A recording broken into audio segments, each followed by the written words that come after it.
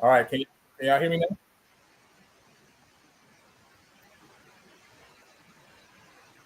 Can y'all hear me now?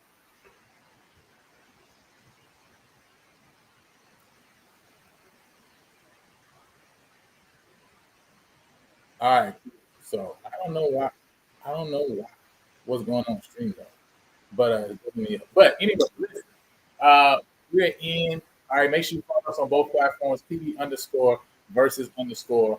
Everybody, obviously, like we've been saying, go ahead and like and subscribe to the channel. Our goal is 1,000 subscribers, and we're almost to that goal. So you can help us to get over the hump, right, and get there. The season's about to start, man. And listen, that week, well, season's already started, but we're about to get into the full slate of week one. Obviously, it's the recap show with Coach Heist Northern. You know what I'm saying? So we definitely about to get into it. Now, listen, I, before before I bring Coach up, because now let me just blow myself up because I try my best to keep Coach out of this stuff.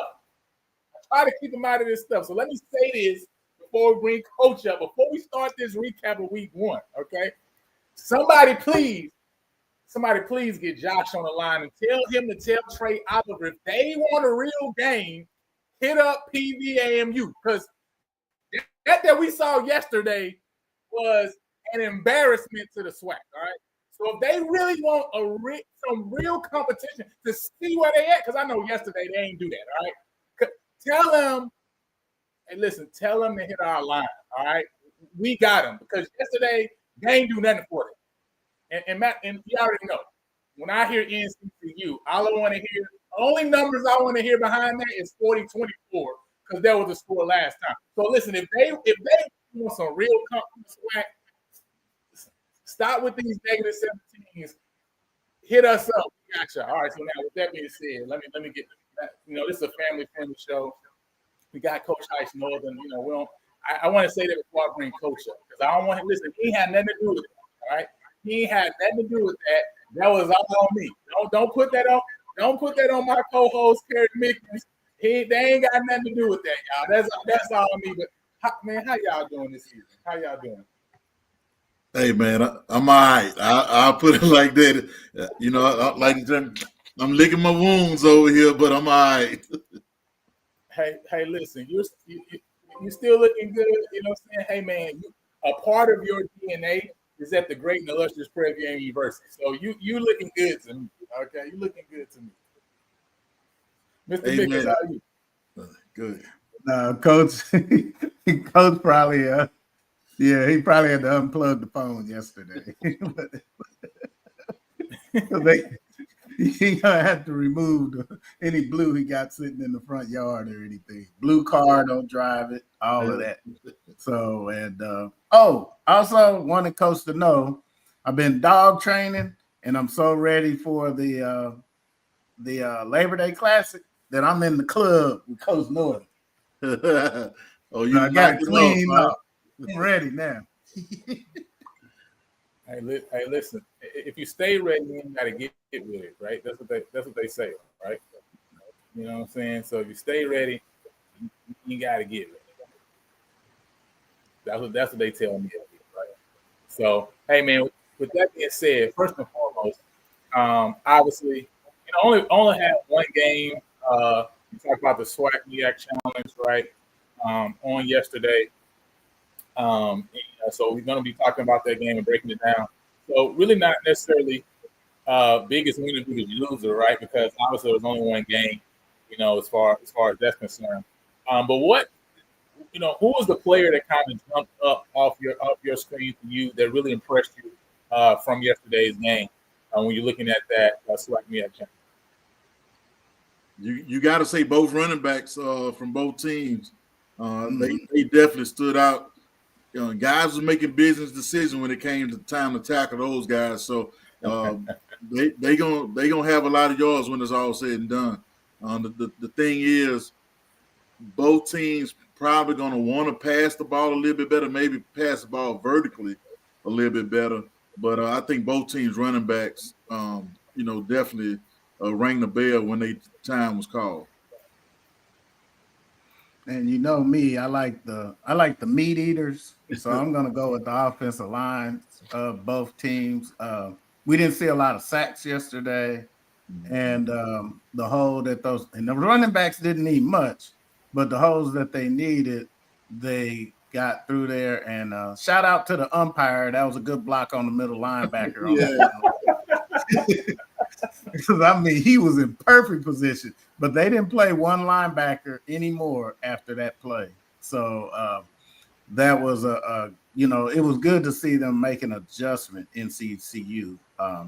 So shout out to their DC for making an adjustment after that. But both running backs were really good, and shout out to NCCU's quarterback because instead of forcing it over top, he gave them what they were giving him, which is a lot of quarterbacks at this level don't, they don't look to take what you're giving. They'll still force it over over top, even though they're giving you, it's nothing wrong with getting 5 and 7 yards out of a pass.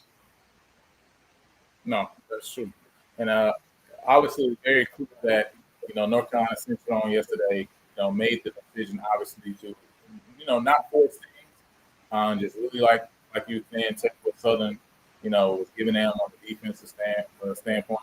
And so obviously it was very successful. Southern had the big, 2 big plays, obviously, for on the run game from the quarterback position and from, the running back position, obviously Trey Holly one thing that was really shocking to me, I think, Coach, and maybe you can speak to this, was I was kind of shocked seeing Trey Holly at the end of the third quarter only having 4 carries for 98 yards. Obviously, he had the big carry, right? That was a big chunk play. But when you have a guy this caliber, I guess it was shocking to me to not see him get a lot more touches. Um, you know, maybe it's something that I'm missing there, right? But when you got a guy that has been a workload through high school, obviously at LSU, even his time there, was able to get some touches. Why do you think Southern didn't lean on him a little bit more?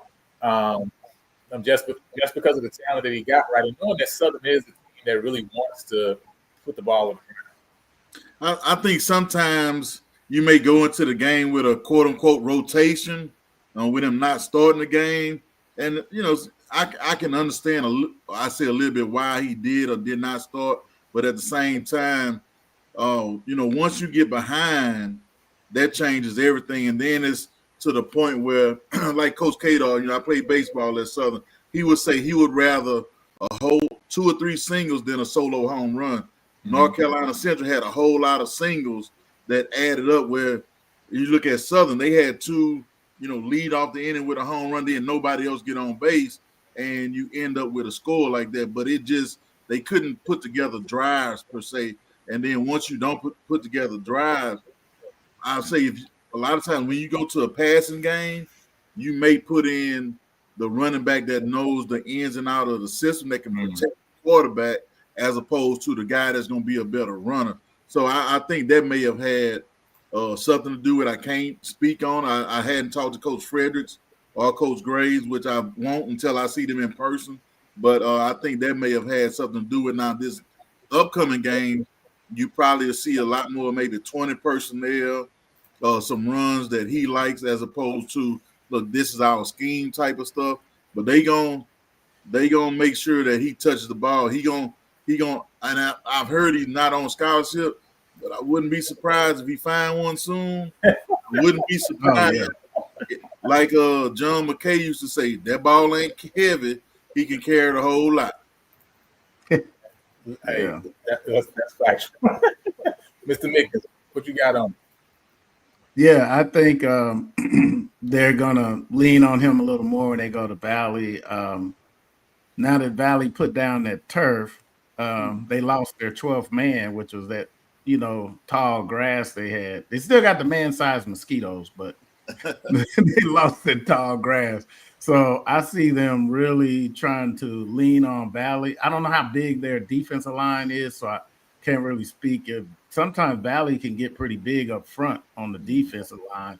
So I've seen Valley teams that are tough to run on. Their problem has always been depth, but unless I'm understanding it wrong, I think they have more scholarships now.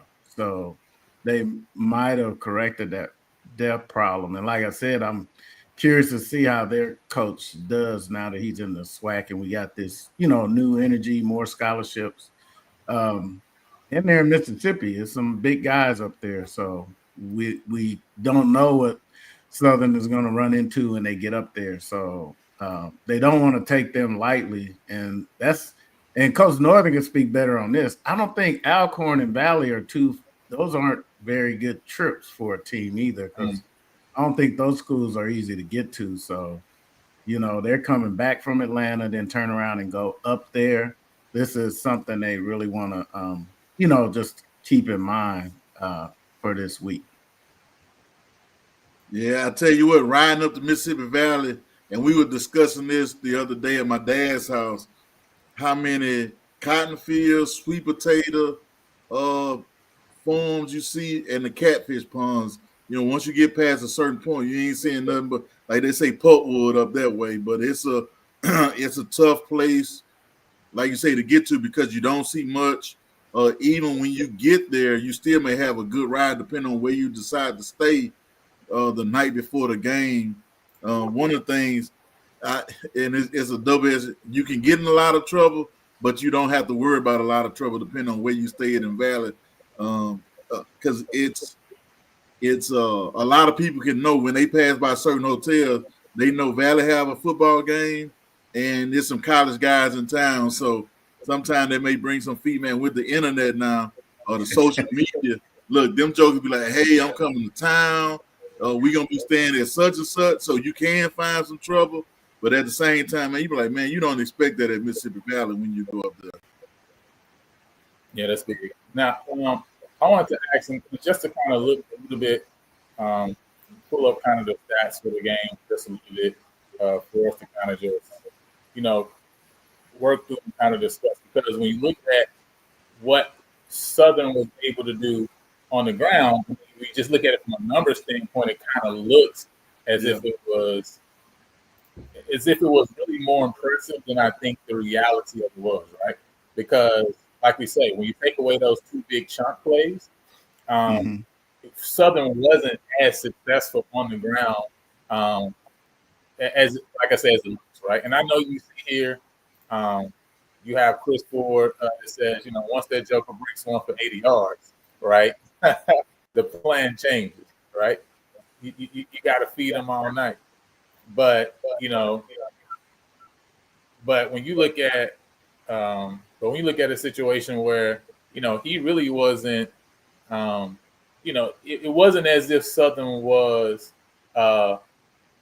really walking the ball down the field. You get what I'm saying? So when we look at kind of the numbers here, and let me just kind of get to the numbers so we can kind of talk about and discuss it. Because Cam McCoy, we look at him, right, 9 for 14 for 71 yards through the air. And so there was a couple drops, right? Yes. There was a couple drops. Yes, it was. Big drops. Drops. Yeah. Had some big effects in the game, right?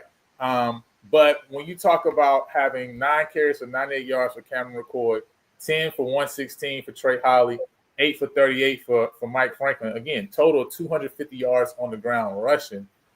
Southern was able to make some moves rushing.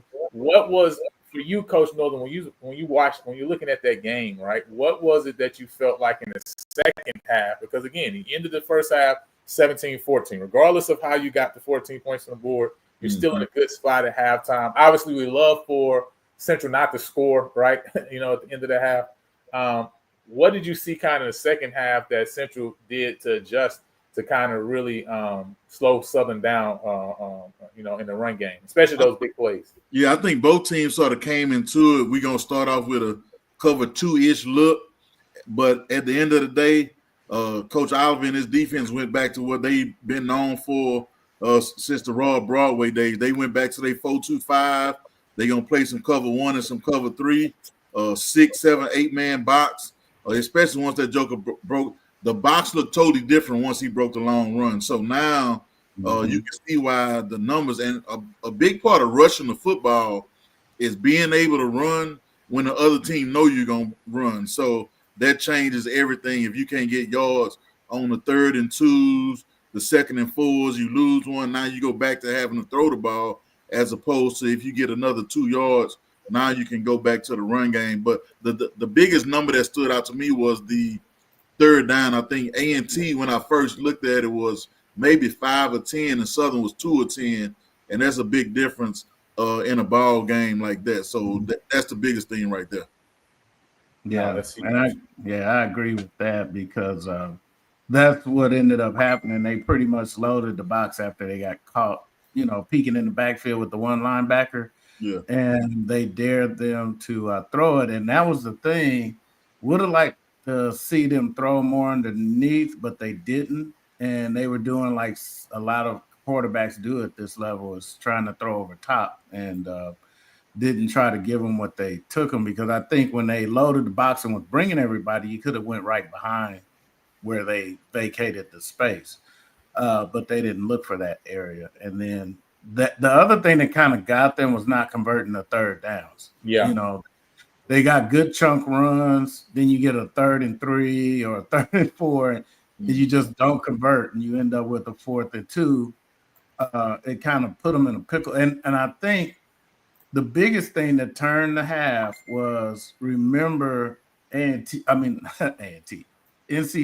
started with the ball in the second half. Southern started with the ball. Well, that was their chance to turn things around. When they went 3 and out, and Coach Norman will attest this.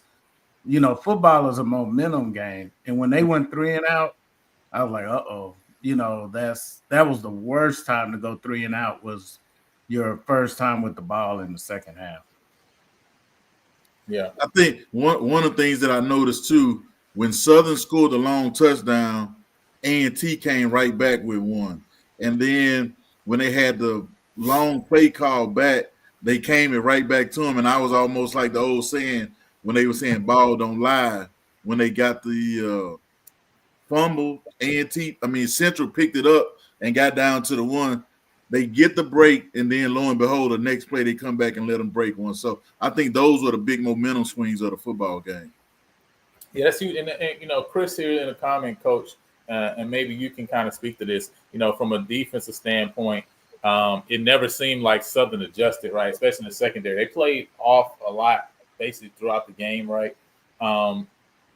Were you okay with what you were seeing there? You know, from them based on, because Walker Harris, right? They wasn't getting pressure up front. You know, you expected Kelby Givens to be able to kind of create more pressure up front than you saw, right? But he wasn't getting there, right? And so, would you like to see them kind of do something a little bit different, especially in the second half, when you see kind of Walker had got really comfortable? Well, one of the things, you know, Southern's defensive line is not very big. The other part was they start out playing a cover 2 look, and when you play cover 2, you can press your corners up a little bit.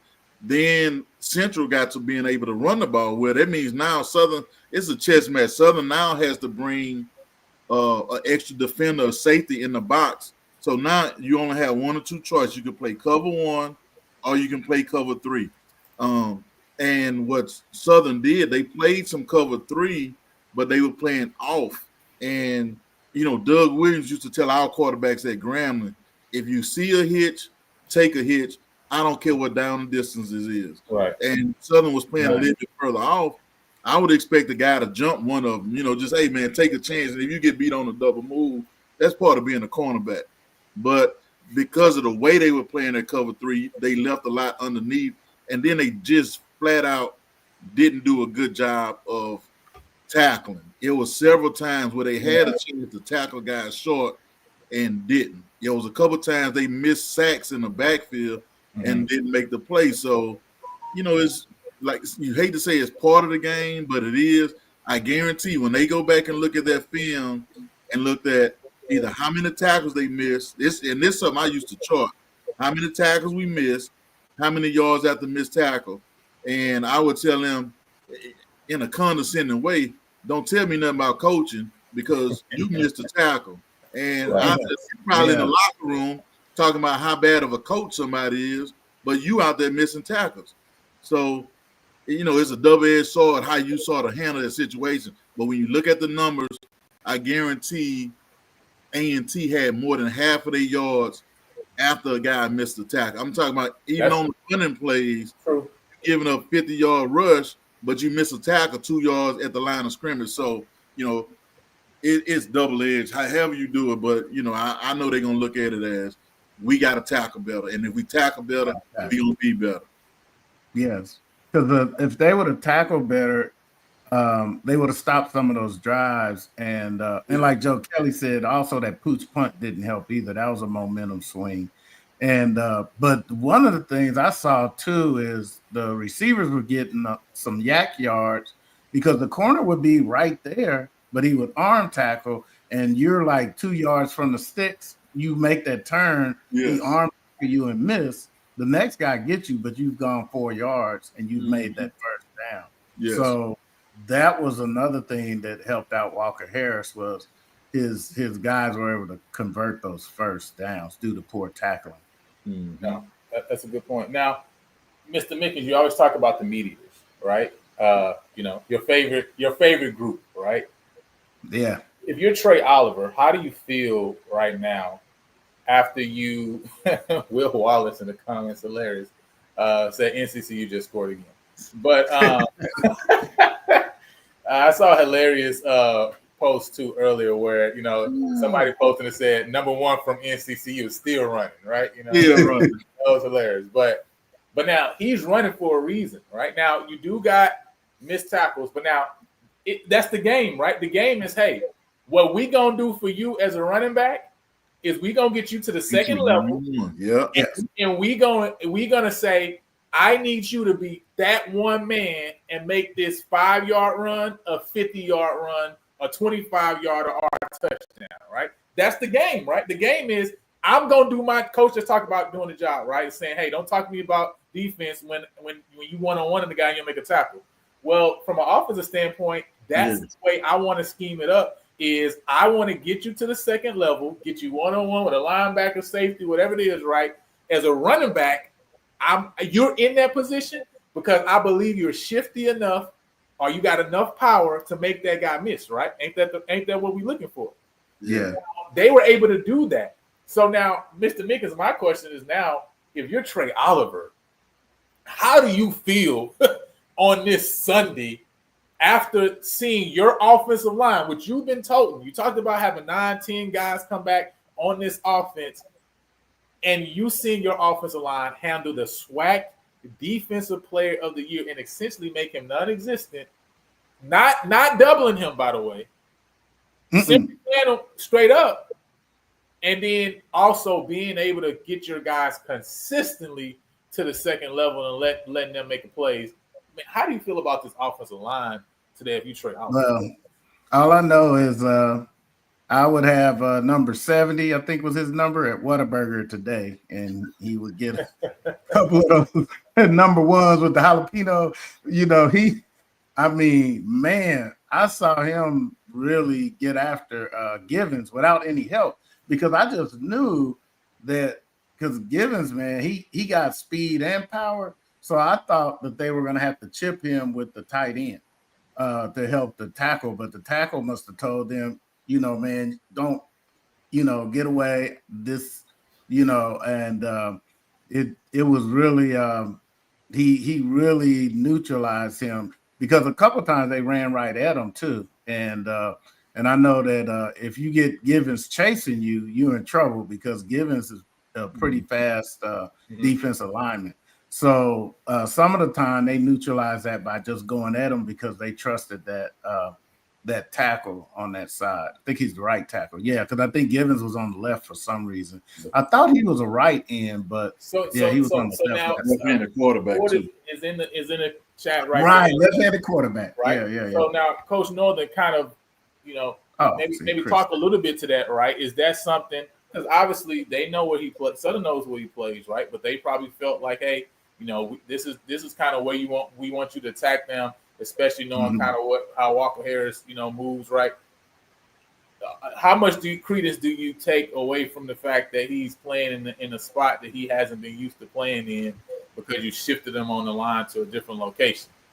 I don't think it makes much of a difference, because he has played sort of all over the place on the defensive line to get matchups at times. But I think a couple of times they over-rushed, over-pursued, and then they didn't, in my opinion, do a good job. Like I said, I'm looking at it naked eye as a fan as opposed to a coach, and they didn't do a good job of getting off blocks, and they ran 2 yards past the quarterback. At a certain point, when you're rushing the passer, it's I say it's called a line of demarcation. When you get 3 yards, if you're a tackle, if you hadn't beat that guy, you need to go to your counter move. And they just tried to speed rush, club rip, and never came back with a spin move or inside. And it just left some holes, because all he had to do was slide up in the pocket and convert some runs to get first downs on occasion.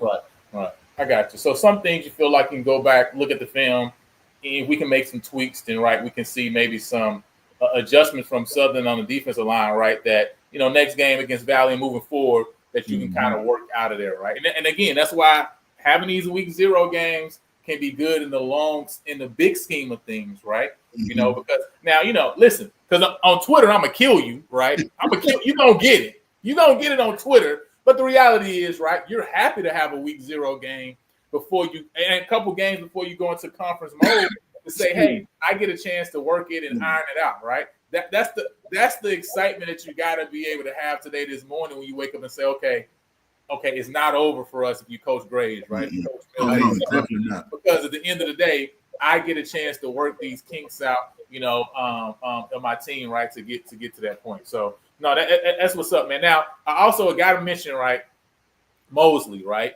You talk about number one still running, right? He had an awesome Man. game. You see it down there on the ticker, right? He had 17 carries, no, 15 carries, 174 yards, and 1 touchdown, 11.6 average. I mean, we talk about touching the ball and you get a first down every time. Every I time. mean, Mhm. you had a great game, right? Like if he had some NIL money, which he don't, because they ain't giving nothing this year at NCCU. If he has some though, he'll be spending some on his offensive line and go to eat, right? You know what I mean? Because they was opening some holes for him on this game. But now I know NCCU is excited. What do you guys see from them that you say, because the first half was a little rocky, a little shaky, we would say, right? What are some things when you look at that NCCU team that you say, this is something that I see that another team kind of could see this film of this game and say, okay, I'm going to look to try to exploit this specific area in NCCU's game? If I was playing against North Carolina Central, if I'm a defensive coordinator, I'm gonna start off in a cover 2 look and then probably rotate my backside safety down to the weak side or to the wide side of the field. And now you're not gonna get that hitch look early from your quarterback. You're gonna have to figure out, are they gonna stay cover 2? Are they gonna buzz the flats?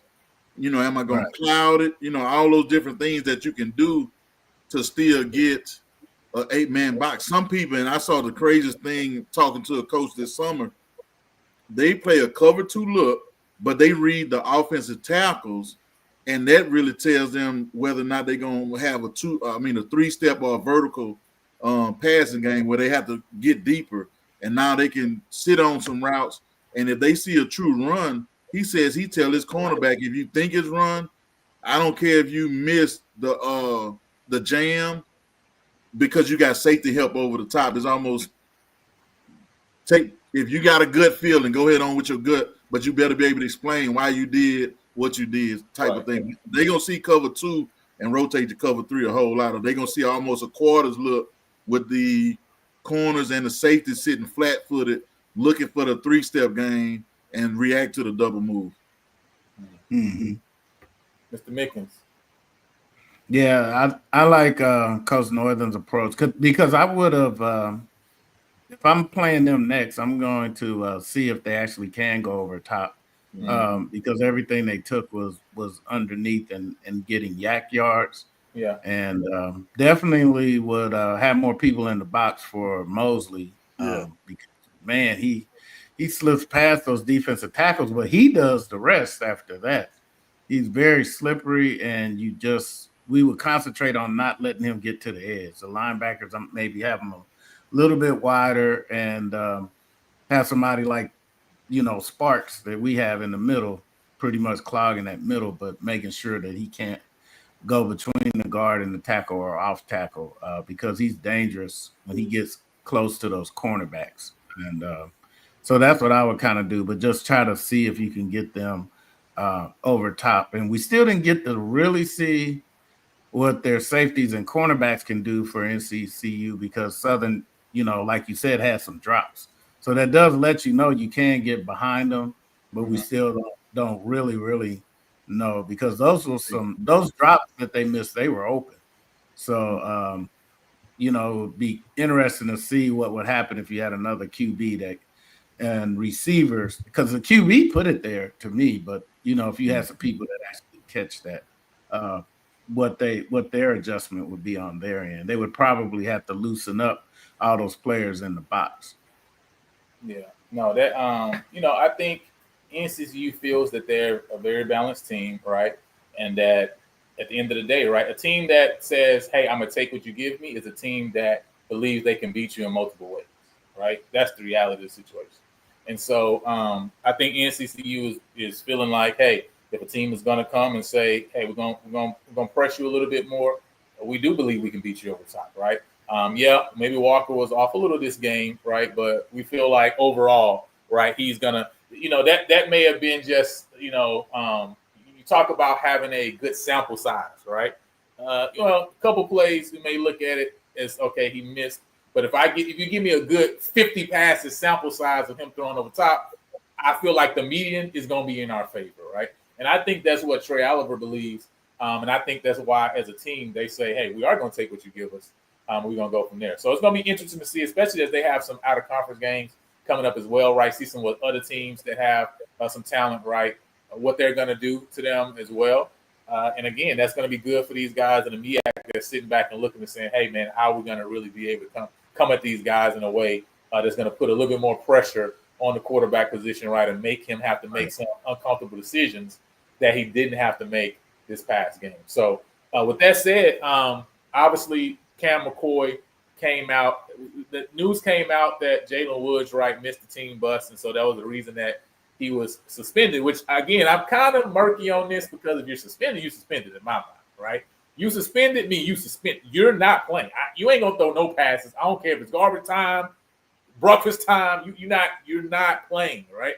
So the fact that he came in at the end, though, I think also still throws it off for a lot of people because why is he even playing at all in that mind, right? But as y'all said, I think you guys kind of feel that McCoy made some. Do you think McCoy, what he showed from a passing game, right, is good enough for Southern to win moving forward? I guess that's my question. From what you saw from him from the pocket, is it good enough? Because you had a receiver that dropped a couple passes, but everything also really the take was kind of deep too as well. You didn't see McCoy making the intermediate passes like you saw from NCCU, right, with Walker Harris. So can McCoy move the ball around enough for you based on what you saw with this one game? And obviously we kind of saw McCoy last year too as well. So we're not even just based on this one game, but what you saw last year and yesterday. Do you trust McCoy can be the guy to kind of move Southern from a passing game to a place where they need to be? I would have to say yes because it's the first game of the season. You did have some drops. You didn't have the bad interception ball thrown to the flats. Everybody talking about who is he throwing the ball to. Could have had a little bit better spacing on some routes by the receivers. But at the end of the day, it's first game of the season. I'm thinking they should have had 2 to 3 more touchdowns for sure. But they didn't get them, and that's the outcome that they had. But I think early in the season, you sort of go with, some hunches sometimes. The other thing is, and we talked about this the other day, like I said, I'm always talking about talking to other coaches, but as a coach, we used to say up to. Your penalty can be up to a half, a whole game, 3 games, whatever. But it could be nothing depending on what do you mean. And then sometimes coach may talk to other guys on the team. Hey, man, how do y'all want to handle this? Do y'all want to sit him a quarter, a half? He talked to his coaches and the players on the team. I lean more to talking to guys on the team, asking what do they think, as opposed to the coaches. Because just say if Coach Orlando is my offensive coordinator, and I tell him, say, hey, man, I'm thinking about sitting Jerry Lovelock. He missed curfew last night. He's going to have a totally different opinion than the defensive coordinator. So I leave it up to the players 9 times out of 10, unless it's something I'd say egregious, drugs, putting your hand on a woman, having a woman in your hotel room the night before a game. That's a whole different ball game. I got you. So my answer to the question is if you're Southern or Alcorn, yes, you do trust McCoy because those 2 teams in the SWAC don't care a lot if you can really sling it because they rely on a quarterback with good legs. Because if you remember Alcorn's quarterbacks, they have good legs, and Southern too, because when Southern came to Prairie View and beat us real good, that's what Odoms did. He picked a quarterback that runs real good, and the defense had a hard time with that. He didn't throw a lot of passes. That's just the Southern way. That's not how they were back in the day under Richardson, but that's kind of how they evolved to now. And so I think, they're going to trust McCoy.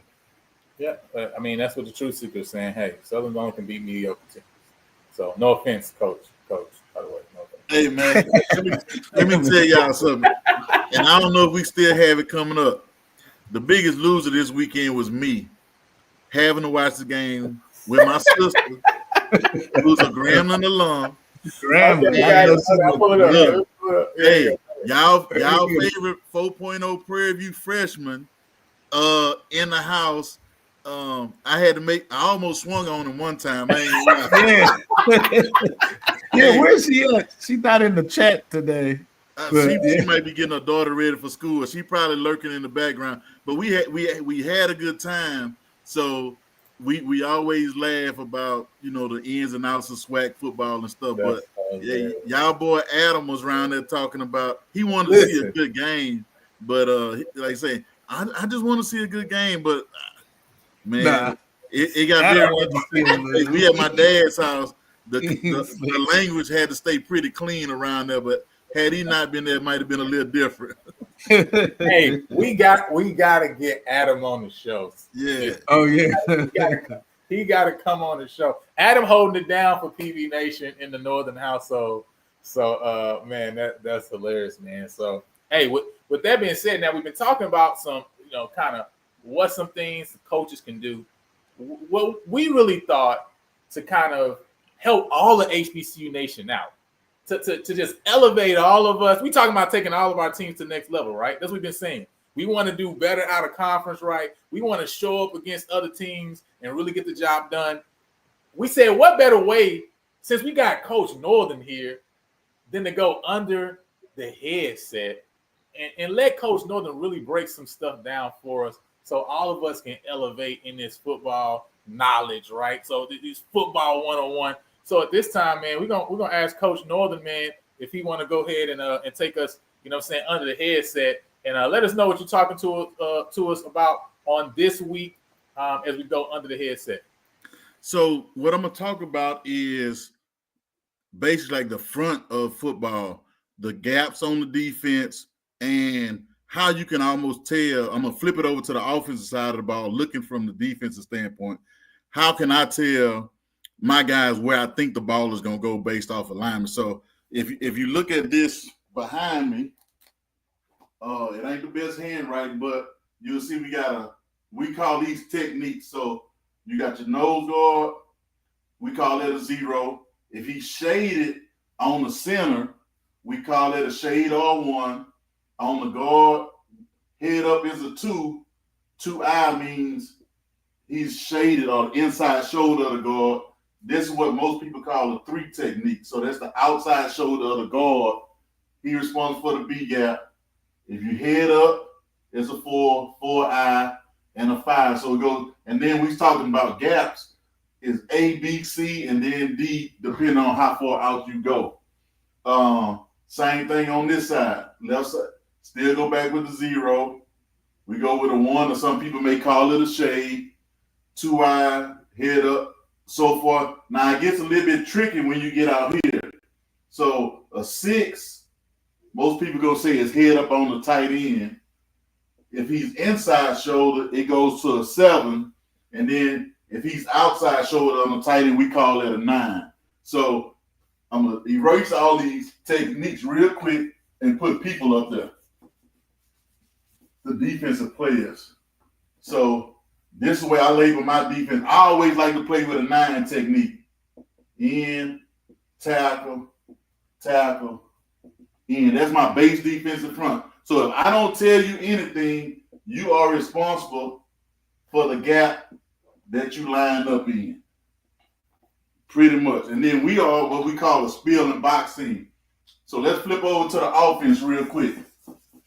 This is how we look at stuff, and then we're going to get to how would I, based off where the running backs line in. One week I'll show you based off of where the wide receivers line.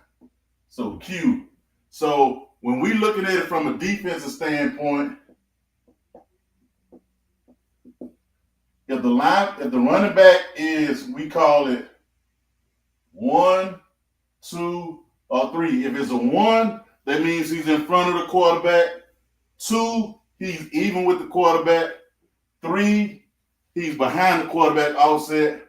And then behind him, we just call it pistol. That's what most people call it. If it's a 1, it's going to be a pass more than likely. If it's 2, depending on where he is, outside run. 3 is more inside runs. So that's how we look at it from a defensive standpoint to tell us where the ball is going. Then the other thing we looked at, so if I tell my guys that the 2B, so that means he's even with the quarterback, but he's lined up in the B gap. That's going to tell my linebackers and secondary where we think the ball is going if it's 2B. So if I say 3A, so that means he's in the A gap behind the quarterback. We're looking for something inside. So that's a real quick summation of how we look to where the ball is going to go. And when you sitting in the stands looking at the ball game, if it's a 1-back set, then that's something that you can pick up and you can say, oh, he's in a 2. Let's see if the ball go outside. If he's in a 1, let's see if it's a pass, especially in a 1-back set. If I was to go back to coaching high school or college ball, I'm going to line up in pistol more than I am 2A, 3B, and we're going to run the same play. So that's just a real quick look at what I'm telling my guys to look for based off of where this guy is and then what gaps. And then one day I'll tell you how we gap, what we call gap exchange. It's pretty easy, but that's what you should look for when you in the stands. Where's the 1-back and where the ball going from that 1-back and see if that holds true.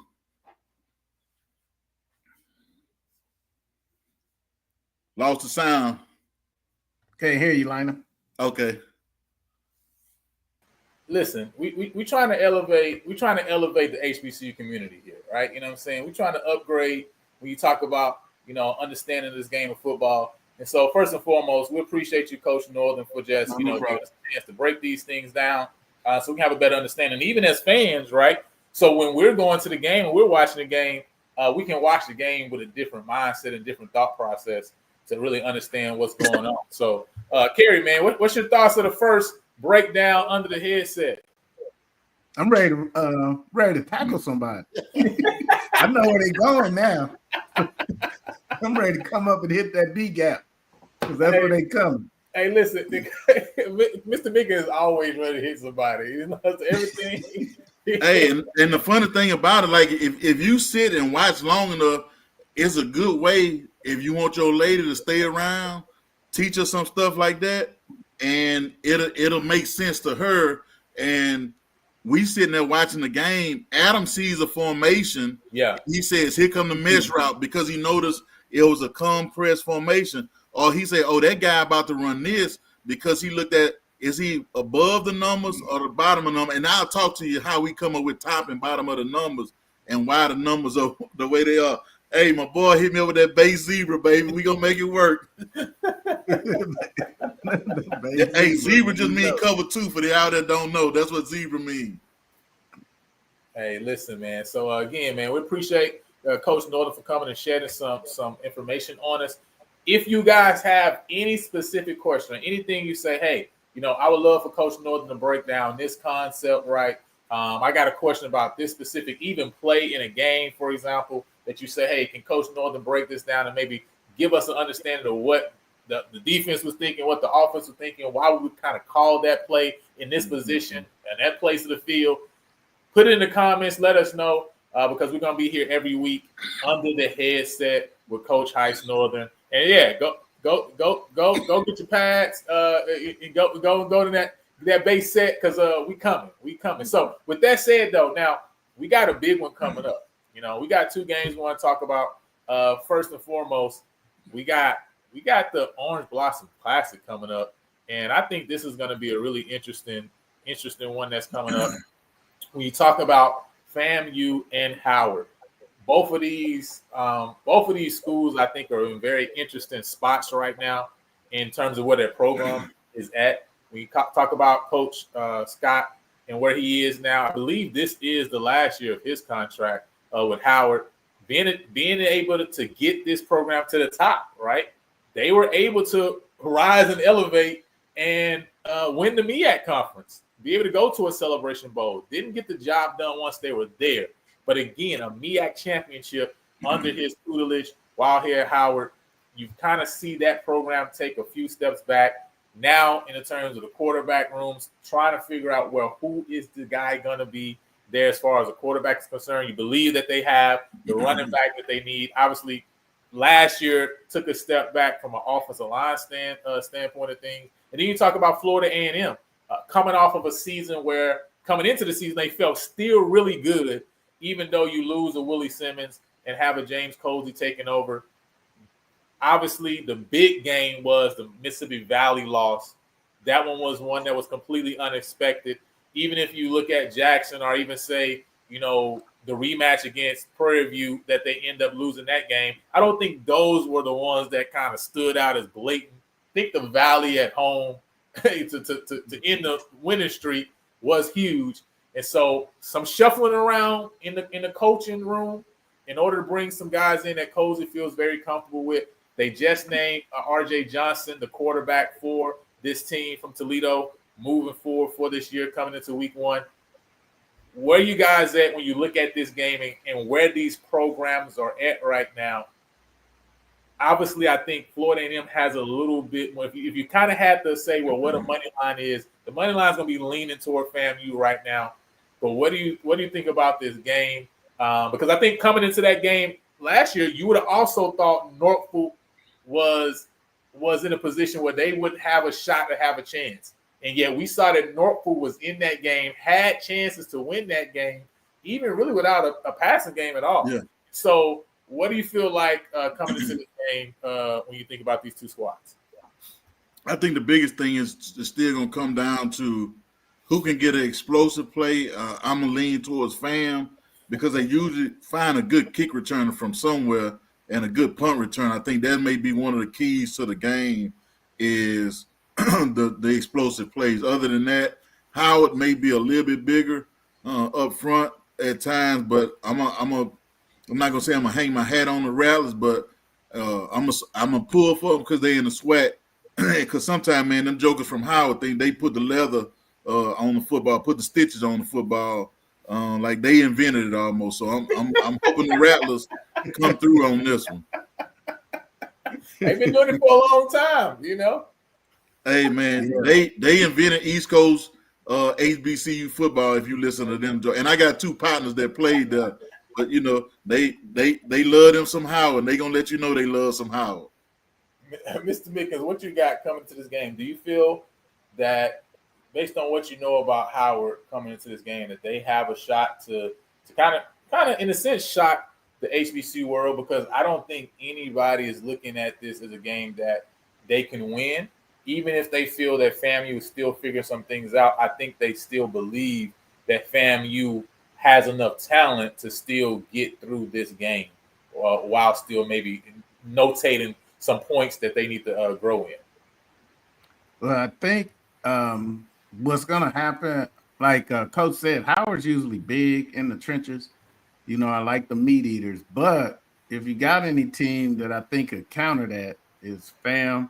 I'm not sure where they are with Jet Petty and the quarterback situation, but yeah, R.J. Johnson, they just named him. Okay, R.J. Johnson. Okay, but whoever they name, I really think that this game, unless they get behind, this game is going to be a lot of Thad Franklin left, Thad Franklin right, and you know, because he's what 225, 230, something like that. So that's the kind of back that can counter the you know, the meat eaters. So if he just get a good chip block, you know, the linebackers will really have to work to handle him. So, and FAMU seems to like that classic, you know, as well. So that's going to be a challenge for Howard. Not impossible, but it's going to be a challenge for Howard in that environment. So kind of like, I like, you know, the Snakes to win for this one. like the Snakes, huh? You like the Snakes. Yeah. When you're talking about if FAMU loses this game, what do you think the reason would be that they dropped this, right? Because again, I think most people are looking at it that Fam can't get over the hump just from a talent standpoint. But if you turned on the screen and say you just missed the game and you come in to just see what the scores are, you turn on, you see, man, Howard got the victory, right? What would you already know have happened in this game to know that to know that Howard won? Turnovers by Fam and Howard being able to just run the ball down their throat. Yeah, and that's what I see. I would say Howard got a lead, at least 10 points, and they just leaned on him in the trenches, running the ball, like Coach said. And also, the QB didn't have his best day in the game. So those were the things that I would assume. I got you. And EA, you're right. I'm saying it from a standpoint of everybody. Most people are going to say Fam is going to win this game, but I'm just asking the question from the standpoint of if they don't win the game, what would have happened? I think when you look at Jackson State versus Grambling last year, that was something that happened, right? Yes. A lot of turnovers. Even just look at this game on yesterday. That Walker Harris turnover in the red zone could have been huge, right? Yes. Especially if you say, man, what if he maybe, does try to go deep in the second half and ends up throwing the pick. And now you just rolled into it to where now he's playing a little bit tighter because he's turned the ball over once. He's turned the ball over twice. Now puts you in a completely different position and situation. And obviously we have a guy who's coming and start for the first time at this new program. You want to make him comfortable. And so I hope James Colsey and for Rattler Nation's sake, that the offensive coordinator kind of puts him in a position where he gets a couple out easy, early, going right to get it going. We talk about it from a basketball standpoint of kind of putting your guy in a position where, you can get him a layup, right? Get him something easy. Get him to the free throw line. I always say, you just want to see something go in. When you score, you just want to see something go in and you can get rolling. When you talk about it from a basketball standpoint of things. And so when you talk about football from a quarterback standpoint, hey man, let me just get him an easy hitch, right? And let me just get him a little throw right out the backfield, flick with his wrist to the running back, get up the field. I just need him to see some completions, right? I don't want to make nothing hard. I don't want to make it hard for him on his first or second drive. I want to put together a good first 15 plays so he can really roll into this game. We put some points on the board, and then we can get going. And from the standpoint of Howard, they're looking at it the same way. If we can make some early stops, if we can get points on the board, and hey, you going into halftime in the same similar way of a Southern and NCCU, and hey, it's a 17-14 game at halftime. It's a 10-7 game at halftime. Yeah. Really don't matter who is in the lead or not. It's just a fact that, this thing is close, right? And we got a chance, we got an opportunity. So I think it's going to be really interesting. Crook has Howard. I know he don't believe that. He just hates the snake, Howard, right? Not like he don't really have Howard. I hope Howard get it done. But he said if Howard wins, Cozy would be coaching the baseball team. I can't with y'all. I wasn't ready. EA's wrong for that. Does he mean coaching or umpiring the game? Yeah, man. So I think that's the thing. So really just protecting the ball, right? Whoever wins that in the trenches, I think that's the thing. So before we get to the game of the week in the SWAC, when you talk about the real game of the week, obviously here, and I don't think that's even just because this is PB versus everybody. I think if you talk to, I don't know any other schools, I don't know any other conferences, I don't know. Nichols and even in Cardinal Word yesterday. First of all, that Nichols defense was crazy. All right, shout out to Nichols defense. They went crazy, but that's not a normal. See, that's not a normal thing. That's not a year in and year out thing to where you got to play a conference game your first week coming out, and it's important. It's going to start your season. What the Labor Day Classic is very unique, and so this year even more than many others.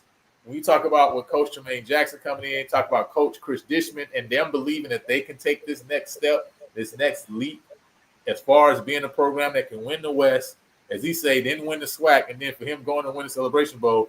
Both of these teams believe they're in that position. This game is going. I think Charles McClellan really needs to put some money in our pocket for drawing people to SWAC TV this weekend, because it's gonna be a lot of people on the app, and they ain't gonna be on the app for the Labor Day Classic. But before we get into putting some spotlights on the Labor Day Classic, man, y'all already know what time it is. It's time to put a spotlight on Coach Northern and talk about those Northern Lights. And now this week we got something real special, because we're gonna be talking about not just anything, right? We're gonna be talking about HBCU fans that Coach Northern dislikes. So hey man, that sounds sort of harsh right there. But I'm gonna run through my list a little bit, and like I say, some of this is all me, and then some of this is some. I should say I asked a few people who they don't like. So the first HBCU fan that I don't like, and I'm saying is the drunk guy or gal that buy a ticket and feel like they could say any and everything to any and everybody just because they bought a ticket. Like you say, that ain't my get down. I don't have a problem with people drinking, but I just don't feel like you ought to say any and everything, especially when the kids around, or if you're a guy that curses around women.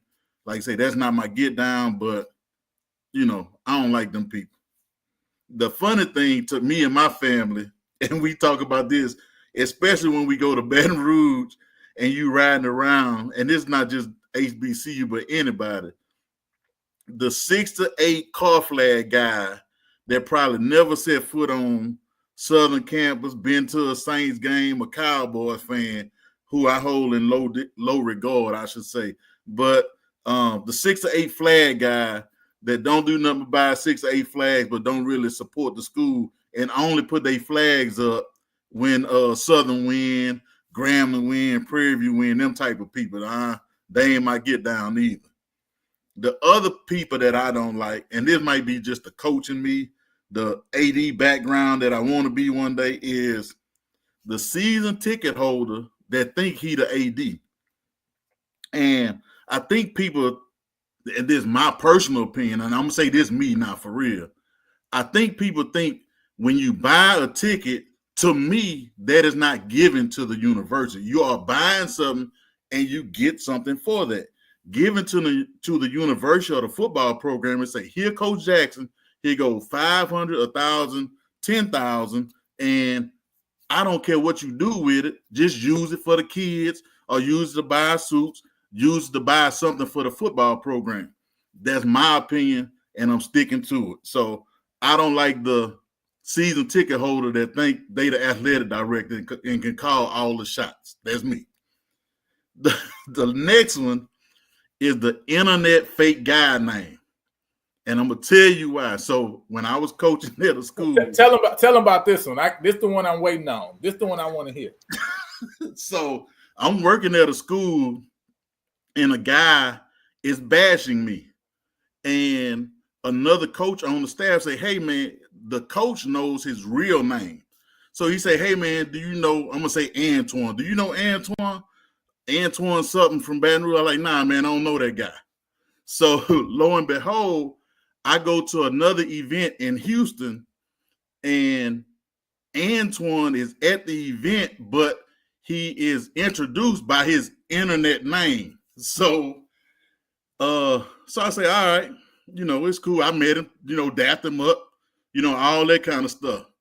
I see him in Baton Rouge at something else, and he's introduced as something else, and it wasn't an internet name. So I'm in Baton Rouge at the daiquiri shop. So I can tell where people know me from by the way they say my name. So I'm in the daiquiri shop, and a lady that I knew, she walks up to me and she say, hey, hi, just say my name. That's the way most people that know me from, I'll say Southern Lab to Southern. That's the way most of them say my name. So when I'm talking to her, she say, oh, here's my boyfriend. And she says the name. And now I put the two together. Like, this really probably why this dude don't like me, because he know that, and I'll say I knew her, but I didn't date her or nothing like that. So it was one of them things. I think he was mad because he thought I had dated his old lady, but he on the internet talking about how I can't coach, how my defense not good, but it's consistently ranked in the nation. So that's the internet hide behind a different name guy. I hold in low regard. The last thing is PWI guy that think HBCU football is not up to par. So I'm watching ESPN one day, and the guy on ESPN is talking about Jackson State University. He made it sound like Deion Sanders was the very first coach at Jackson State. He made it sound like Jackson State had no history of being a good football program. I looked up his background. Jackson State has more NFL Hall of Famers than the school that he went to, and it's a very prominent school. But I just hated the fact of how he made it seem like Deion put Jackson State on the map, as opposed to Jackson State been good a long time. And we all know that, even if we don't like them that much, you got to admit that Jackson State got a good football program and a great history. The other thing is, when they say certain things, when they say it a certain way, I don't like, and I'm talking about brothers. I ain't talking about some white guy. I'm talking about brothers that went to PWI, and it wasn't RG3, but it's the way that they put it, to almost like we ain't have no history till he got there. And I just didn't appreciate that fact that they don't know how many NFL Hall of Famers. Or you can't talk to me about, you can't say nothing bad about Grambling. As much as I go back and forth with my sister, you can't say nothing about Grambling and their history when it comes to football. So I just, man, that's the people I don't like. And they can take it however they want to, but it is what it is. So hopefully you got a laugh, and hopefully you ain't one of them guys that I don't like. So, and look, the other people I sort of don't like is people at the end of the season. I'm saying one year I'm walking out of the state championship in Louisiana. Evangel was playing either West Monroe or Ruston. One team lost, and they were talking about how bad the coaching was. Now, both teams might have been 15-0 at that time, and one lost. And man, we got our coach. Our coach did this, and come on, people, what we doing now? Oh man, Mr. Mickens, I've seen all those you got any to add? You got any to add to that? I've seen all of those fans, so I know exactly what he's talking about. But the other fan I don't like, and Coach Northern probably was playing and didn't see this fan, but the Astrodome days. And I know you don't have a home or visitor side, but I hate the drunk Southern fan that sit next to us back in the day when we didn't have no scholarships. They knew they was going to win. It was no suspense. Yeah. But they come over there and sit with us on purpose just to say, whatever they going to say all loud. Hey, man, me and my wife laugh about this all the time. Southern women fans, if they really fans, especially when they good, you ain't gonna like them. I guarantee that. You don't want to sit by them. They gonna let you know they love some Southern now. Well, I don't know if you just like those fans. It's just like you just need their team to lose, man. You ain't got to worry about them. Yeah. But listen, but you know what? Sometimes if it's funny, I could deal with it. But if you just being disrespectful, you're right. That's if you're gonna be insulting, be funny. Yeah. Be funny, right? Like if you just, and now the ones I'm with you, any fan, if you ain't a fan enough to have your real name and your real picture and your real persona online, that's the ones I can't stand, right? You know what I'm saying? It's like, ain't no point even talking to you, right? Because you really don't even rep your team for real. Because you out here creating a whole fake persona, you know what I'm saying, to get in on stuff. So if you're gonna be real, you gotta be all the way out there, right? So I can deal with somebody that's all the way out there, but these folks will be creating these fake accounts like they Kevin Durant out here. Yeah. I can't deal with the Kevin Durantness. Yeah, that's too much for me. But with that said, it's that studio gangsters. Yeah, Yeah. I can't deal with these. Yeah, I can't deal with these They're studio the ones right You there. know what I'm saying? I can't deal with it. You know what I mean? But Coach got me on that. That's funny. I see Krug said he's talking about the guy, the PWI guy. He said he sounded like a smart guy to him. You know? Listen, we putting together a shirt. D was saved by Prime. Okay. We agree with everything you said except that, Coach. I don't know. We don't know nothing about what you talking about. What happened? Hey man, look, I'm telling you this, like this the HBCU and me. Yeah. I think it meant more for coach, and I'm losing coach at Jackson, the head coach at Jackson now to win a championship and a Celebration Bowl than it did if Dion would have done it. I'm like I said, and I don't know why I can't think of his name because I've been knowing since he was playing at Jackson. But just the fact that he won it, that made me proud to say one of our own, and I ain't never took a class at Jackson, but one of our own won a championship when the Savior, Coach Taylor, when the Savior couldn't do it. That meant a lot to me as an HBCU lifer. Yes. No, for sure. That's definitely big. As Frank would say, the coach. TC. Yes. The coach. That's right. You got to put that on. Not the coach. They say two E's. The Got to be two E's. The coach. You know, there got to be two E's on it. All right. So, with that said, we got to talk about as we get ready to close it up. And again, I want everybody to know we do got the call lines up. You know what I'm saying? So if you want to share your thoughts briefly before we get up out of here, the call number is up the top of the screen right there. So you can go and call in 805, I think 706-5770.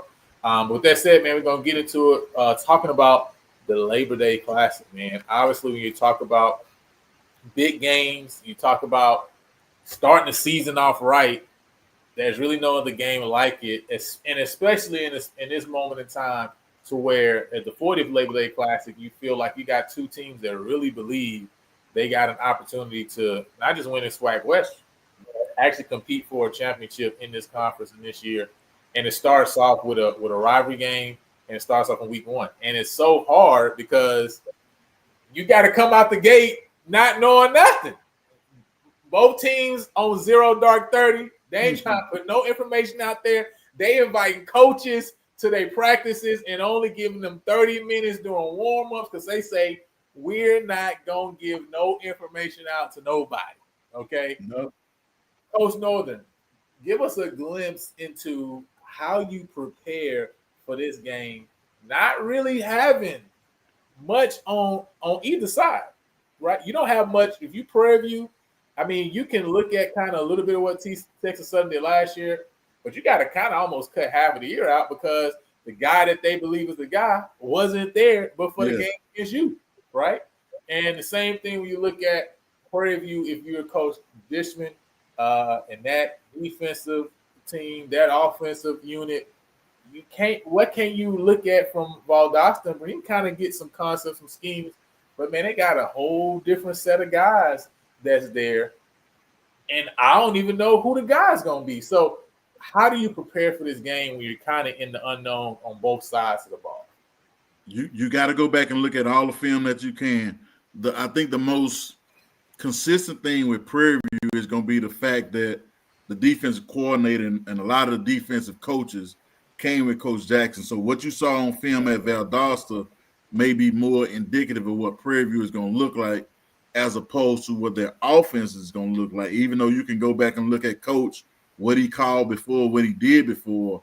But like I say, you don't know the influence that Coach Jackson has on him being a play caller, whether it's going to be more of what type of run is going to be gap scheme, zone scheme, whatever you may see run game wise, and then passing game wise, what are you going to see? Then you know they're going to come with tempo. So a lot of teams that run tempo don't do a lot of motion, but if you get out there in the game and you got guys shifting and sliding from one side to the other, motioning across the formation, high motion where they motioning back towards the quarterback, motion to the hip position on the tight end, and you hadn't seen that on film, and you don't know how to line up to it, and you get outflanked, man, they gonna be playing the fight song all day if you don't line up right. So, but I think that's the advantage that Prairie View and what they gonna look at. They can look at the passing plays from Texas Southern from last year when their starting quarterback played a little bit. Okay, whenever somebody it might be some built-in checks. Okay, every time they played against somebody when he was in, if he saw this coverage, they went to this. So you can tell if a guy's checking to it or if it's called from the sideline sometimes. So that's the things that if I'm if I'm Prairie View, I'm going to be looking at all the film, and I'm going to look at it regardless. But even if he's not, I'm going to see what's consistent from every quarterback they had, and then what do they do when their main guy who's supposed to be returning this year comes back. Defensively, most of those guys on the staff return. So I'm thinking what I saw on film last year, I'm going to see it again this year. So that's the way I look at it. Yeah, and I think from a defensive standpoint, you probably kind of have a chance for both teams to have a little bit more information because of TSU bringing back, everybody from the defensive staff, and also Coach Jackson essentially bringing his defensive staff over from Valdosta. It kind of gives you the opportunity to know a little bit about what teams are going to be able to do, how they're going to look to kind of attack you. Mr. Carey, I know obviously you're a PV guy, right? But I want you to put on your Kansas City hat because it's red, so it's a little bit closer to burgundy right now, right? And help me to understand, how does TSU win this game? What would TSU need to do in order to come out with the victory in this 40th Labor Day Classic? Because he's facing a different defense, but if he can do what he did to this defense, what he did last year, which was not try to be a hero, but take care of the ball. Right. He beat PV last year by playing mistake-free ball. Right. And trust his running backs. He got the guy, Renfro, that's built like a bowling ball. You keep feeding that guy. You got I think he's a sophomore now, the running back that hates PV because he was supposed to be a PV. He ran really hard against us, even though he wasn't a big guy. So you got to establish a run game, and you got to figure out a way to neutralize the defense at the point of attack, the PV defense. And that's a way that they can win. And then on TSU's defense, because it's going to be a battle because it's been a while. I don't recall seeing a TSU team that wasn't big. So they're going to be big in the trenches. It's just how many people you have in the trenches, because as you saw in the game last Saturday with Southern, if you don't rotate those meat eaters out, they're going to get gassed if it's a long, sustained drive.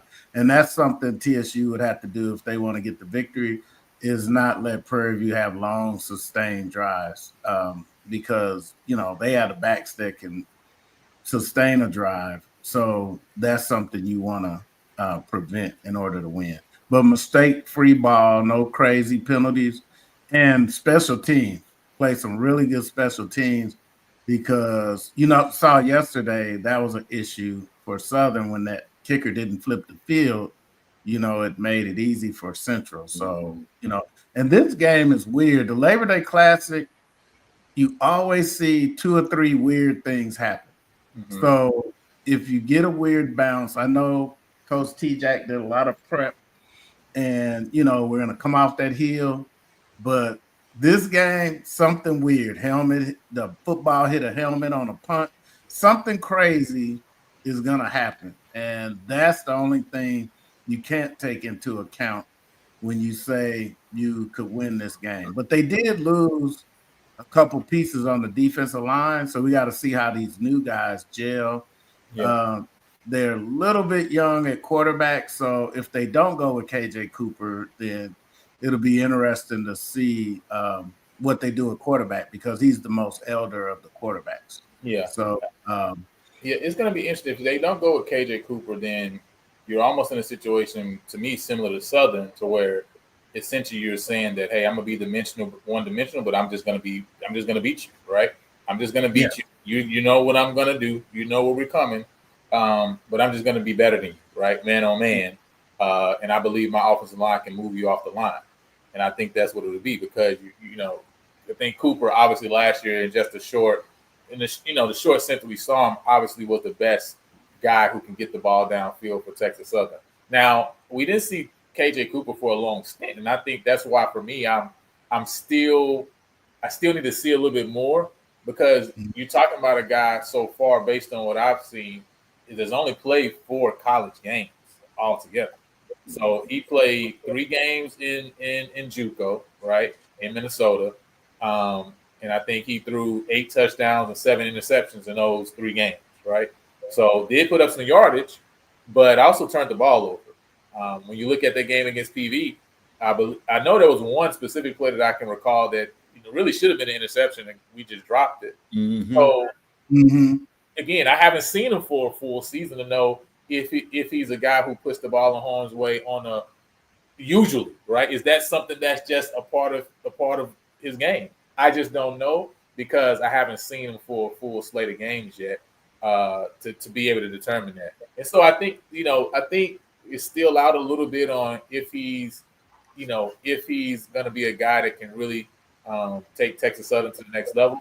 I do agree with Mr. Carlos here. We talk about they did lose their top tackler as the linebacker last year, but it's so great when you lose your top linebacker, but you're able to get an all SWAC preseason guy back, in that linebacker room in the Jacob Williams, right? And then also you got Isaiah Bogarty who got hurt last year, also coming back. Shouts out to my guy. By the way. I'm saying, it's my guy. But so you got some guys in the linebacker core. I think the real interesting thing with TSU is going to be on their defensive line and in their secondary because they lost some pieces on both in both of those units in both of those rooms. And then obviously with PV the same thing. You got basically new guys all throughout all of those units. And so which defensive team is able to gel quicker and able to make some stops and make some plays and kind of get off the field on the third down so you can get your offense the ball back, right? Give them a shorter field. I think that's going to be interesting. To me, when I think of this game, kind of the same what Coach Northern talked about with FAMU Howard, man, who comes out averaging the most yards per carry out of this game? Who averages the most yards per carry? Because I know that we talk about air raid system, but Coach Jackson also talked about a power run game, right? You want to control the ground game, right? You want to control the trenches. And so which team comes out of this game averaging more yards per carry? I think that's going to probably lean and does know who won this game. Because Texas Southern definitely wants to run the ball. We already know they want to run the ball.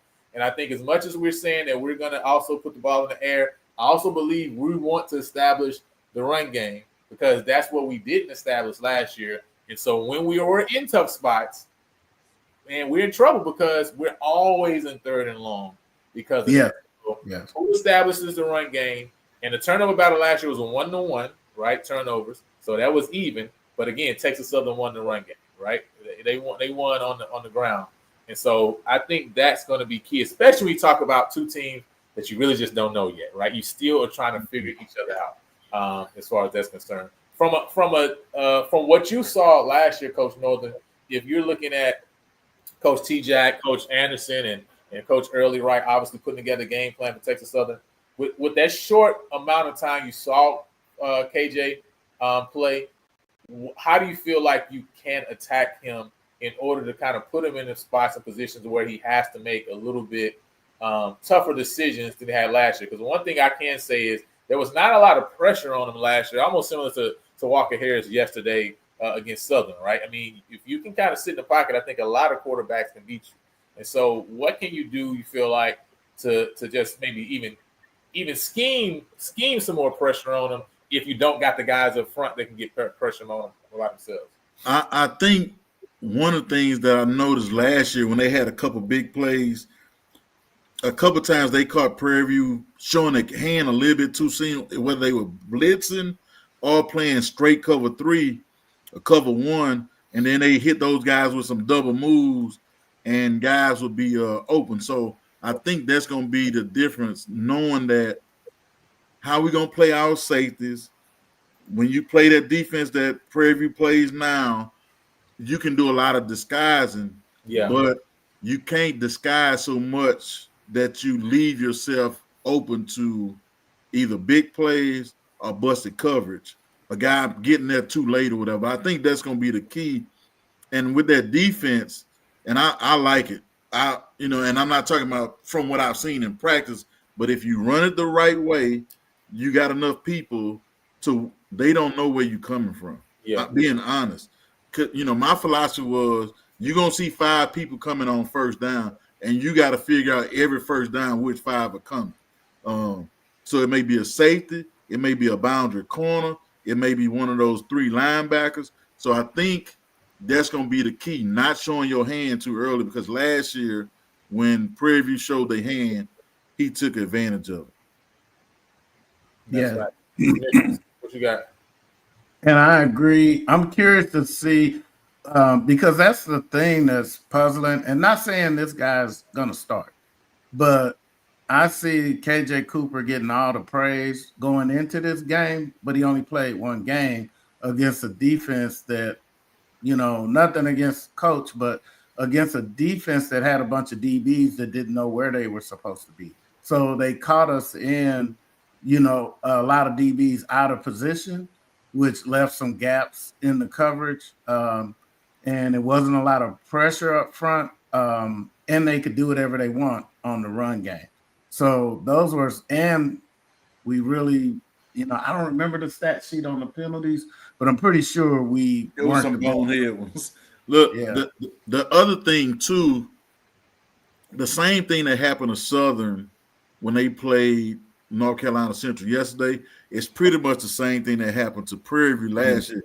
You got to commit, and to me, it's nothing more demoralizing than having a team run the ball on you. So Prairie View committed more people to stop the run, and when you show that commitment early, he knew he had one-on-one to the wide side of the field. And I want to say they scored 2 touchdowns almost on the same play against the same coverage, and may have been against the same guy. So it's you got to pick your poison. Yeah. Now, we're looking at last year. So 2 penalties, 25 yards to Texas Southern. Prairie View 9 penalties for 89 yards. So we talked about it all last year. Obviously, if you're giving up 100 yards a game in penalties, that's a touchdown, right? So, I don't know how else to say that. So 89 yards is a touchdown. So obviously from that standpoint, wasn't able to control things. Coach Mike talked about it a little bit earlier, right? Wasn't able to really, stop the run as much as you wanted to. I think Texas Southern had 163 yards on the ground on 36 attempts, right? So 4.5 average. We had 40 rushing yards last year on 22 attempts. Yeah. So 1.8 yard average per average, right? So it can tell you how bad it was last year. And several plays you've seen, running backs getting met in the backfield. Now, the last thing here before we kind of get close this up, people do talk about KJ Cooper as a guy who's coming back, as a guy Texas Southern likes, etc.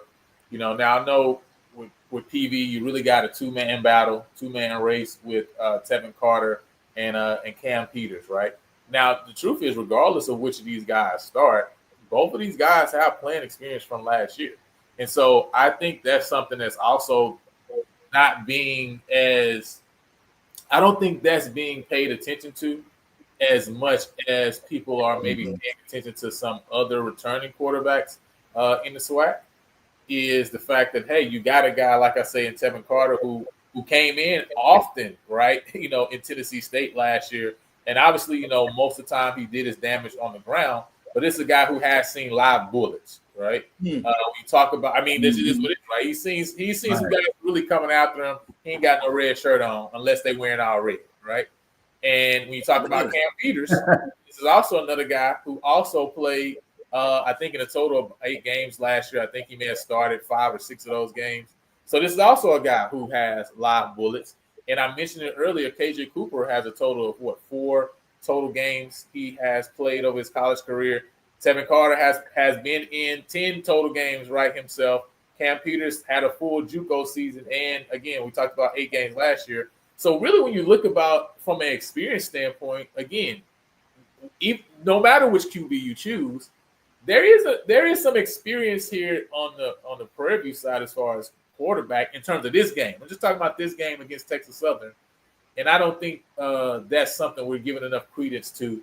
Both of these guys have been able to see live bullets, and so they also are going to be in a position to be able to make some things work and make some plays as well. What is y'all thoughts on just that QB battle from KJ Cooper versus, again, either of these guys that start for Prairie View? I think one of the big keys is going to be which one of them can use their legs, still make some throws in the pocket, but be able to use their legs to not necessarily get touchdowns, but to extend the drive. It's 3rd and 6. Coach call a pass play. Everything shut down. Nobody's open, and he gets 7 yards. That's another backbreaker right there. When a quarterback barely get it by a yard, man, as a coach, that's probably why I don't have no hair on my head now. Them plays right there drive you absolutely crazy when a guy get one more yard from the quarterback spot. And from what I've seen of both of them, especially on the Prairie View side, they may be a little bit, I'll say, faster. The Texas Southern guy is a little bit bigger. And I put this out. I pulled for the kid. I've seen a couple of interviews that he did, and he's a kid. If you're around him and you hear him talk, you're going to like the guy. Trust me. But I think he's going to be a little bit more. He can lean and get the first down, where the guys at Prairie View, they going to make somebody miss and use their speed and get out of bounds right after they get the first down type of guys. Yeah. And I'd like to see the difference in the game as well. On top of the QB battle, those 89 yards you mentioned are penalty yards. Those weren't just a lot of yards. I wish it was a stat that said how many first down the penalties gave the other team. There is. I can look that up because there is, right? In the official stats, they keep first down by penalty as official stat now. Let me see if I can pull it up here.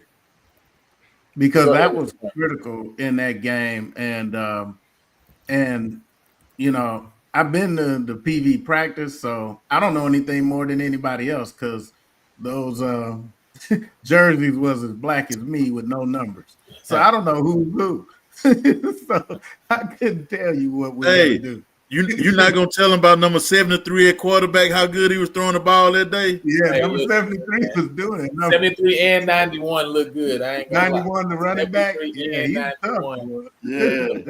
All right, you know what I'm saying? So let me see if I can see first downs. Let's see. So 2 first downs off of penalties from Texas Southern that game. And they had a total of 19 first downs. Yeah. So we had a time with that. And then also we had some key turnovers that gave them really good field position. KJ Cooper, not taking anything away from his game because I think he played well, but some of the drives he didn't have to work as hard because we set him up pretty good. We had a lot of momentum killers in that game. Mm-hmm. You know what was crazy about that game? I don't know if you remember, the wind was blowing real hard in one direction versus the other. And Prairie View overthrew a couple guys, I want to say going towards the scoreboard, where Texas Southern converted their deep balls. I mean, and some of those balls were overthrown by maybe 10 yards. So sometimes that happens, but you like to see your guys be able to make those plays moving forward. Yeah, I think another thing too, right? When we look at 5 sacks for 26 yards in that game last year, Prairie View, no sacks, right? And I don't even think there was many tackles for loss that game either, right? So again, when you talk about from a defensive standpoint, not a lot of negative plays were made from Prairie View side of things. And so if you're not causing guys to have negative plays, then you're already in a bad position now, right? And so again, I think it's going to be interesting. I think that the offensive line play on both sides is really where you're going to have to pay attention and see. I know EA mentioned a little bit earlier about you do have the explosive plays you got to be mindful of. But I think based on kind of where we saw, this is also based a little bit about what we saw last year with these teams. Wasn't necessarily a lot of explosive plays really. At all. Not really. It really was Texas Southern controlling the clock, controlling the time. Yes. I think they had the ball for 37 minutes that game. And so at the end of the day, I think those are the two things. Turnovers. I would say turnovers, when you look at the ground game, and then I would say third down conversions, right? I think those are going to be like those key stats to really determine. Because again, if you can kind of keep the ball on your side, right, that's going to be big. Now, I will say too, the Carter kid is definitely a little bit big. I think he's like 230, 235. So he's definitely a load, right? So that's why Tennessee State used him a lot last year in the run game, because he's just a guy who's hard to tackle. You know what I mean? You're gonna really have to bring it to bring him down. And so it's really gonna be interesting to see how this game goes. So with that said, man, how do y'all feel that it's gonna go this weekend? Do you see Texas Southern being able to make it 2 in a row? Or do you think that Coach Jermaine Jackson really has this team come off the hill and get the job done? And we know where Mr. Carlos stands. He gonna be wearing a Prairie View hat next Sunday. So make sure that you come on, sir, early. And I'm gonna send you the link so you can come up with your Prairie View hat. I'm just looking forward to a good game. They say, I'm not gonna pick anybody, but I think it ought to be one of the best environments in HBCU football, even if it don't match the numbers or the State Fair Classic, the Iron Bowl, Magic City Classic, whatever. I think just from an environment of what's to be expected, that stadium ought to be jumping in there. It ought to have fans needing IVs because it's so exciting. Because the wind ain't gonna be moving in there, so it's probably gonna be an afternoon shower that's gonna come in there. That's gonna make it a little bit more humid. But I'm looking for a great football game. I'm looking for a 3-point last second field goal, and somebody gonna be saying fire their coach, and somebody gonna think they coach is the best coach in the world after this game. So and now when you say 3 points, do you think this is gonna be a low scoring game, or you think it's gonna be a high scoring game? Where do you think kind of score wise is gonna end? I know you're not picking a team, but where do you think I think it's gonna be in the 31-34s because Joker's gonna make some plays now, but I think it's gonna be some big plays in the special teams game once, because people still really hadn't figured out who they are special teams wise. But the thing you gotta hope don't happen. You gotta hope you don't get a big punt return or a kick return called back for a Joker blocking in the back or holding. But I'm thinking high 20s, low 30s in a good rivalry game. I don't think that's gonna be in the 14-17s. I'm thinking, like you say, 28-31, 31-34, somewhere in that range. I may be wrong. Mr. Mickens, well, what you got, and kind of where you see this game ending up in kind of score range too? I'm looking at mid-20s, 21, 24, something like that. I think both of these defenses have recruited and beefed up, but there's going to be some plays on offense. So I think what's going to happen is going to be more scoring in the first half than the second half, because they're going to be punching each other and filling it out. But then while they're filling it out, somebody's going to make a play, and then somebody else is going to make a play. And I don't know how that inclement weather is going to track, so that could impact special teams, kicking a rut ball, a fumble somewhere. Is deep. I think in this game, defense is going to get a score. I don't know which team, but the defense is going to get a score to make the game interesting. And if it's inclement weather, it's going to be about who's the biggest and baddest to come out of this game, because now it's going to be a lot more running, because that's the thing. People are confused about T-Jack calling it the air raid offense, but both these teams, I think, are going to try to punch each other in the face in the trenches by running the ball. Hey, correct me if I'm wrong, but is Sam Houston playing Thursday or Friday before the game? Of course, because listen, that stadium is owned by the Dynamo, so they can rent it out to whoever they want to. So that would be another concern for me, depending on the rain, would be the field conditions. Yes. And they don't keep that grass long there, but if it's wet it can get very sloppy and hard to cut for football players, I should say. So So I don't see we'll that see. it's you guys seeing that it's going to be raining this weekend. I don't see that it's raining. Supposed to be a chance Saturday, but I Hey, don't know if it's look, late. And it's Houston. I don't believe nothing these weather people say. They worse than It is politicians. Houston. That's all you got to say, though. They worse than politicians. I'll tell you that. Hey, Yeah. my daddy say they the only people that can lie consistently and keep their job.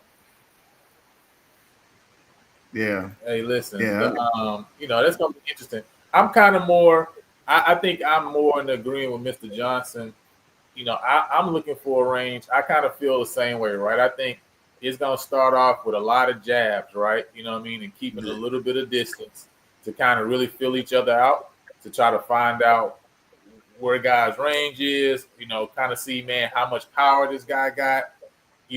Just like an early boxing match, those first 2-3 rounds until guys feel like, okay, I know his power. I kind of know what his reach is. I know where my spots is.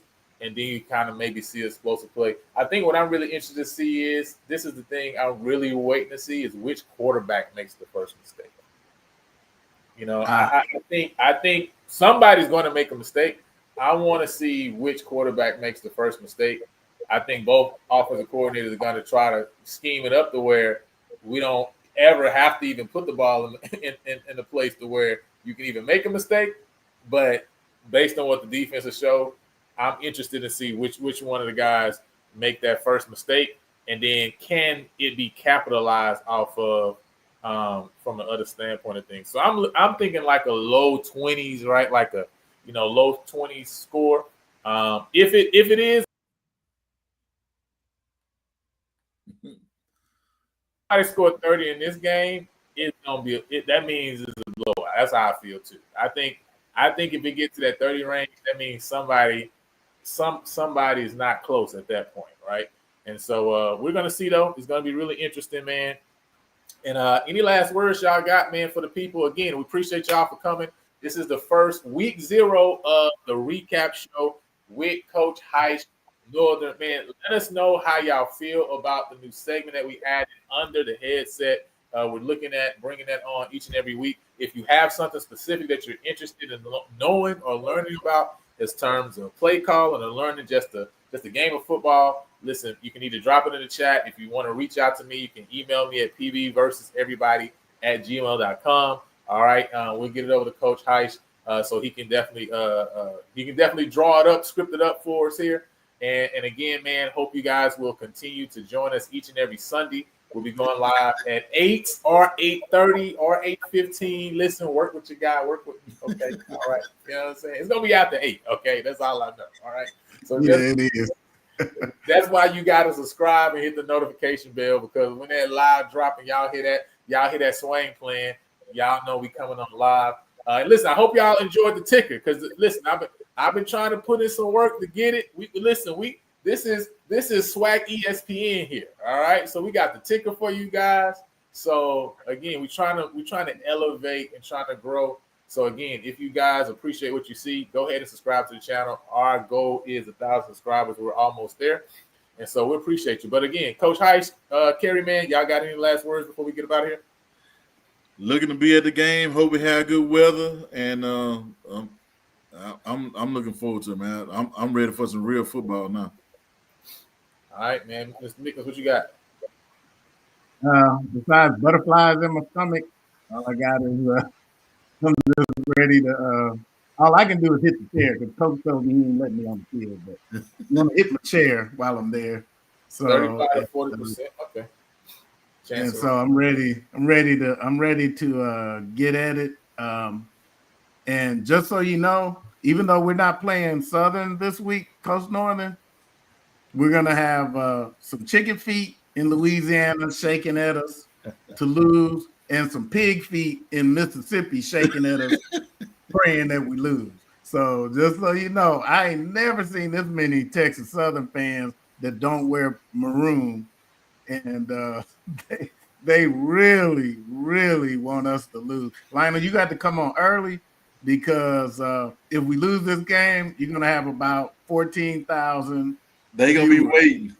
They're gonna be waiting. They're gonna be waiting on them, waiting. They're gonna be calling in, ask what the call lines is. Nobody calling the call lines, but they're gonna be calling the call lines, everything. But see, that's why I'm happy that I don't have to worry about stuff like that. Okay, because we not losing. All right, we come out there hill. Hey, listen, Mr. Johnson, if you want a score prediction, you got to come to the Tuesday show. All right, on the Tuesday show, we got the score prediction. All right. On Tuesday, by the way, we got my guy Zach McKinnell who's gonna be joining us for the show. All right, listen, it's the most honest Prairie View A&M season preview show. Okay, listen, it's the most honest. We got Zach on here. All right, so we're trying to bring you the most honest season review show, so that when we go through everything and we say 11 in the possible, then you'll be like, hey man, they were honest though. They were honest with that. That's 11. My bad, Coach Norton. See, you ain't even supposed to be on for this. I be trying to keep you out. I be trying to keep you out. Okay? Coach ain't supposed to be in all that.